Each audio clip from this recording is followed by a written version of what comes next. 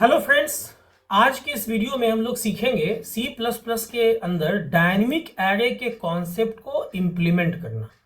जहां dynamic array को run time array भी कहा जाता है या फिर वेक्टर भी कहा जाता है। इसका देखिए एडवांटेज होता है। डायनेमिक एरे में आप यूजर से साइज की एंट्री ले सकते हो कि कितने साइज का एरे चाहिए और उतने ही साइज का आप एरे बना सकते हो। ठीक है, तो ये बहुत इंपॉर्टेंट कॉन्सेप्ट है C++ के अंदर, जहां पे हम लोग इसको इंप्लीमेंट करने के लिए दो ऑपरेटर्स का यूज करेंगे। एक है न्यू ऑपरेटर, जिसके बारे में मैंने पिछले वीडियो में बताया, और दूसरा है डिलीट ऑपरेटर। ठीक है, तो वीडियो के बिल्कुल लास्ट तक बने रहेंगे, किसी भी पार्ट को स्किप नहीं कीजिएगा।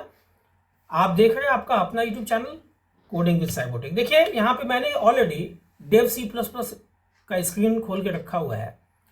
अभी आप यहाँ पे देखो, नॉर्मली अगर आप एक कोई एरे बनाते हो ना, तो मान लो 5 पॉकेट ऐसे दे देते हो और यहाँ सेमीकोलन, तो ये जो एरे है ना, ये फिक्स्ड साइज का एरे हो गया।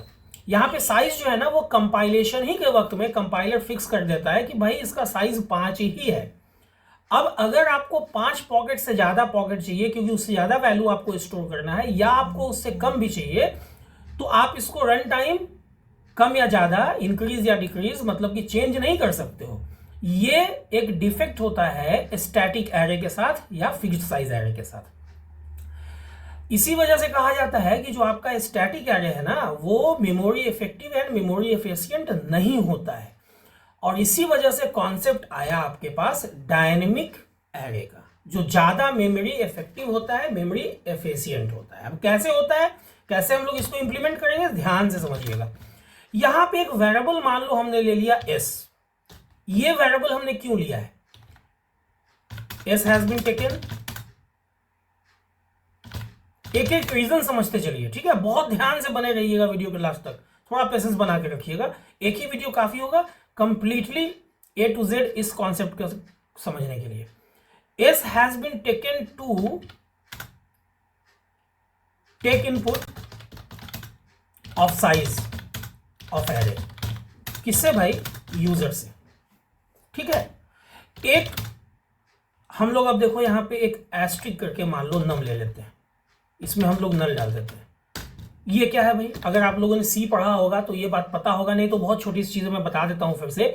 जब भी किसी वेरिएबल के पहले डिक्लेरेशन के वक्त में अगर आप स्टार सिंबल लगाते हो ना, तो ये स्पेशल देखो, स्टार लग गया, वर्डिंग में स्टार लगता है तो क्या हो जाता है? पावर बढ़ जाता है। तो ये जो नम है ना, इसका पावर बढ़ गया, ये पावरफुल वेरिएबल बन गया, पोस्टमैन वेरिएबल बन गया, मतलब कि पॉइंटर बन गया।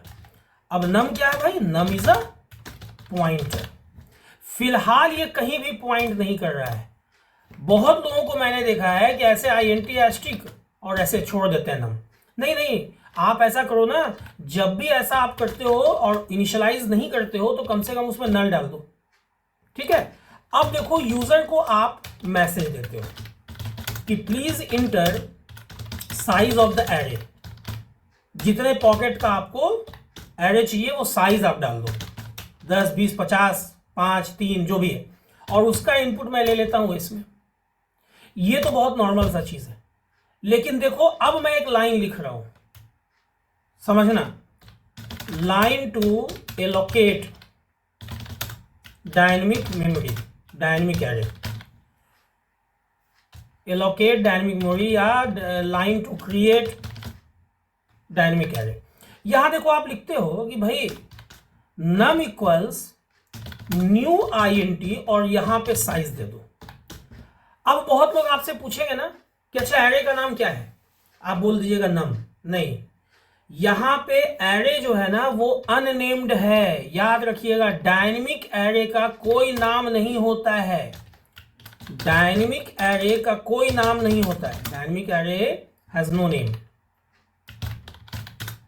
ये चीज समझ लेना है, नो नेम।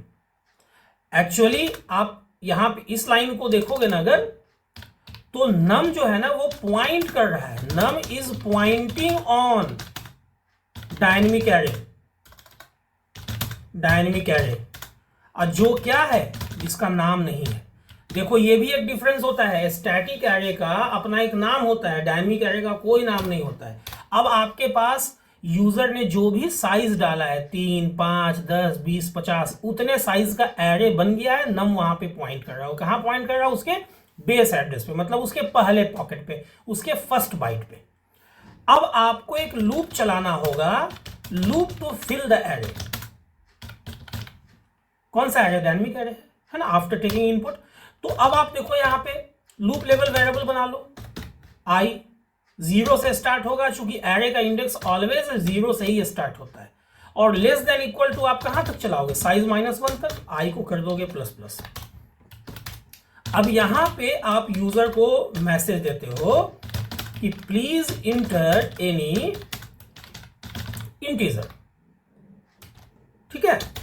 और सी इन करके आप कहां रख लेते हो भाई? तो नम प्लस आई में। अब ध्यान से समझना इस चीज को, नम प्लस आई में रख रहे हो, मतलब पहला वैल्यू कहां जा रहा है? तो नम प्लस 0 में जा रहा है।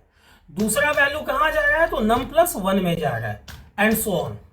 साइज तो फिक्स नहीं है ना, लेकिन चलो जहां तक साइज -1 लेके जाएगा वहां तक ये चला गया। अब आपको फिर एक लूप चलाना है to traverse the dynamic array,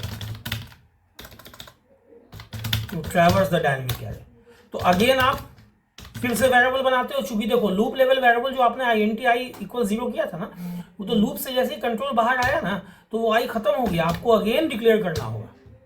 loop level का स्कोप लूप के अंदर तक ही होता है। आप इस बार लेस देन साइज तक चला लो ना, i++, और इस बार आप यहां न्यू लाइन में प्रिंट कर देते हो वैल्यू एट num प्लस आई।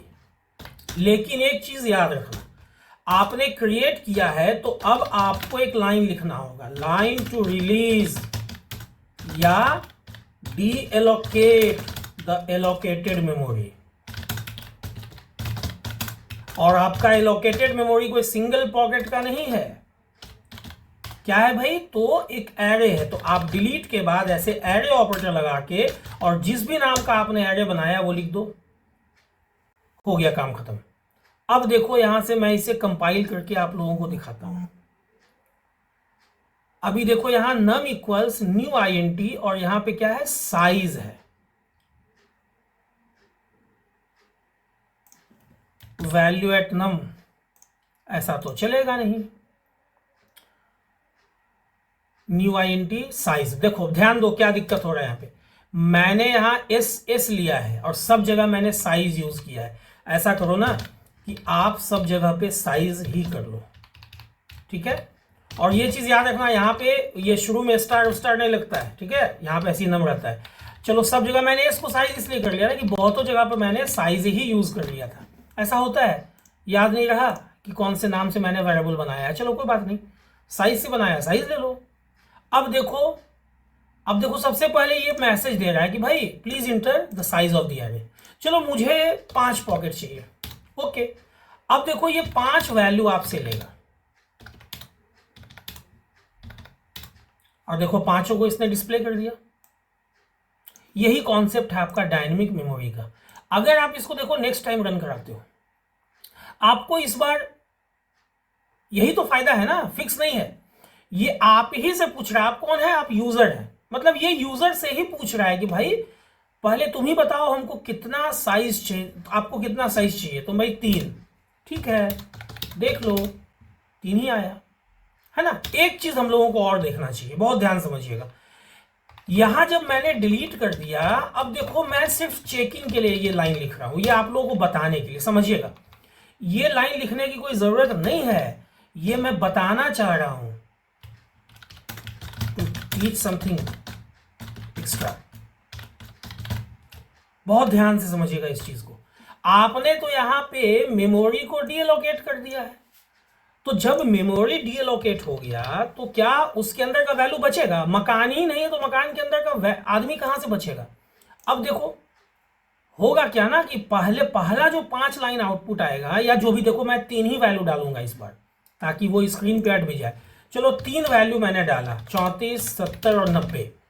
देखो पहला 3 वैल्यू बिल्कुल सही आया है, लेकिन उसके बाद तीनों देखो गार्बेज वैल्यू आया है। एक काम हम लोग करते हैं कि यहां पे इस लूप को चलाने से पहले यहां पे स्लैशन के साथ कुछ ऐसा एक लाइन दे देते हैं, एक सेपरेटर टाइप का। तो एक्चुअली क्या हो रहा है ना कि जब बाद में डी एलोकेट हो जा रहा है तो ये गार्बेज वैल्यू प्रोड्यूस कर रहा है। इससे पहले जब मैंने, चलो 4 वैल्यू मैं देता हूँ, मैंने इससे पहले जब वीडियो में बताया था, आप लोगों ने अगर उस वीडियो को देखा होगा जो न्यू और डिलीट ऑपरेटर का, तो वहां पर मैंने ये चीज बताया था कि जब भी आप डिलीट का यूज करोगे ना तो एलोकेटेड मेमोरी में वैल्यू तो है न्यू से जब आपने एलोकेट किया, लेकिन जैसे ही आपने डी एलोकेट कर लिया डिलीट ऑपरेटर से, चाहे वो सिंगल वैल्यू रहे या एरे हो, तो देखो ये गार्बेज वैल्यू प्रोड्यूस कर देता है ना। तो ये लाइन लिखने का कोई जरूरत नहीं थी, लेकिन मैंने ये ऐसे ही बता दिया कि अगर मान लो इंटरव्यू वगैरह में क्वेश्चन आता है कि भाई क्या होगा अगर दोबारा मैं चला दूं, तो ये एक एक्स्ट्रा नॉलेज के लिए मैंने आप लोगों को बता दिया। तो उम्मीद करता हूं कि डायनेमिक एरे का कॉन्सेप्ट आप लोगों का क्लियर हो गया होगा, ये पता चल गया होगा कि यहाँ पे आपको न्यू ऑपरेटर का इस्तेमाल करना है और डिलीट ऑपरेटर का इस्तेमाल करना है। और चूंकि एरे है तो न्यू का भी इस्तेमाल और मतलब साथ में ये सब स्क्रिप्ट ऑपरेटर का भी इस्तेमाल करना है ना, इसी को एरे ऑपरेटर भी बोलते हैं। तो उम्मीद करता हूँ ये वीडियो आप लोगों को अच्छी लगी होगी। अगर वीडियो अच्छी लगी हो तो वीडियो को लाइक और शेयर करना ना भूलें, और अगर इस ढंग के वीडियो को पसंद करते हैं, वीडियो में इंटरेस्ट रखते हैं, तो चैनल को सब्सक्राइब कर दें और बेल बटन को हिट करना ना भूलें, ताकि जो भी वीडियो मैं अपलोड करूं उसका नोटिफिकेशन आप लोगों से मिस ना हो, ताकि वीडियो भी मिस ना हो। वीडियो के अंत तक बने रहने के लिए आप लोगों का बहुत बहुत शुक्रिया, धन्यवाद, थैंक्स अ लॉट।